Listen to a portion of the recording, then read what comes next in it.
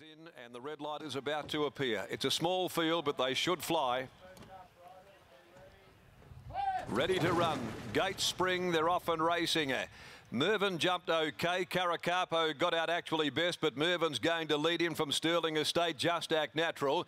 Plutocracy back in the second half. As a party, easing Chicks Pick out to second last in front of Floyd. Mervyn led and led as expected. Past the 700 they come. The grey by 2.5 lengths now. Caracapo. Sterling Estate down near the rails. Third, 3/4 of a length away. Just Act Natural. Around it, 3 deep. There is Plutocracy, followed by Chicks Pick, who's off the bridle. As a party, he's hard at work as Mervyn went for home, and he has dashed away coming around the bend. It's Mervyn in full flight by the 300. 6 clear from Caracapo. Sterling Estate, followed then by Just Act Natural. Chicks Pick and Plutocracy further back. It's Mervyn still with a handy lead. 100 from home, 4 in front of Plutocracy. Chicks Pick's getting out of the ground, so's Floyd. The post is coming. Mervyn's going to lead all the way. Mervyn scored from either Floyd or Plutocracy. Fourth home, Chicks Pick from Caracapo. Just Act Natural, and over on the inside is Sterling Estate.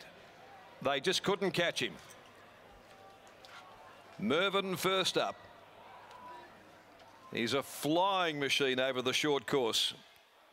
And there's a double early for Juggernaut Jade McNaught, who's now had 9 rides, 6 winners, 2 placings since Wednesday. She's back into that bubble again. Number 6 Mervyn for Luke Fernie. The Henny Hughes 6-year-old, he just had pace to burn. He took the edge off them, running on Floyd. Plutocracy, little in it for second. It goes the way of Plutocracy. The photo result for second to Plutocracy, in front of number 4 Floyd, and behind those was Chicks Pick. And Joe As a Party there was riding it along a fair way from home just to get it to work onto the steel. 58.05 they ran, 58.05, 34.03, and there wasn't a lot left in the tank at the finish, but there didn't need to be. The post had come in time for Mervyn, who wins his 8th race today from 34. The first time, though, that he's ever won first up in a campaign, raced by Mrs. R. Streenback, and also Mary Lees, Drage, Clark, Ralph, Fernie, Martin, Warwick and Ingalls, trained by Luke Fernie here at Ascot, and an early double this afternoon for Jade McNaught. Second home, Plutocracy, 3 deep, worked home well. Once again, continuing his good form by Sebring from Demetria, Simon Miller, Chris Parnham, and third to Floyd by not a single doubt from Feather Duster. Jerry Noski took the ride for Chris Gann Jemmy. 6, 7, 4 and 3 there on the third for the day. Down there to Scotty in a tick. Race 4, the Amelia Park handicaps at 2.18. It's over the 1100. 11 Perceive is the one scratching to come out of race number 4.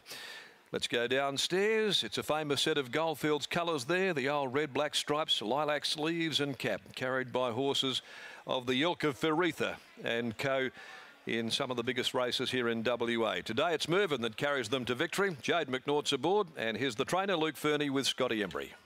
Thank you, Darren. Yes, he looked like he might have had Luke Fernie riding track work. He was going that quick with 52.5 today. Luke joins me. Going into today's race, what were the confidence levels like? I was a bit worried when Belter was in there, but when he got scratched, I was pretty confident he'd run a good race today. Do you think that he can continue on through the grades now? I mean, what do you do? He's in that awkward sort of ratings position. Yeah, he'll get a couple of points for this because we started him in a higher rating race just so he can get down on the minimum, and we let him run. So hopefully we can get him down on the minimum somewhere else again and let him run again. You watch a race like that and you think, geez, he's just a 1,000-metre horse, but that's only his second win at 1,000. He's got more tricks than that. Yeah, no, I think he's a better horse at 1,200. We can sort of slow him up mid-race and then take off, and he doesn't sprint that hard, but when he gets him off the bit with his mid-race speed, he's really hard to catch. Truth and Lies in the next. Can you win another race? Well, I hope so.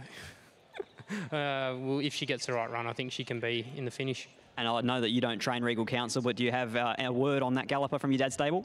Yeah, Dad said he's going well. He's come up, he's travelled well, so fingers crossed he can run a good race today as well. Congratulations, Luke. 3 winners in the last 72 hours. Flying, well done. Thanks, Scott.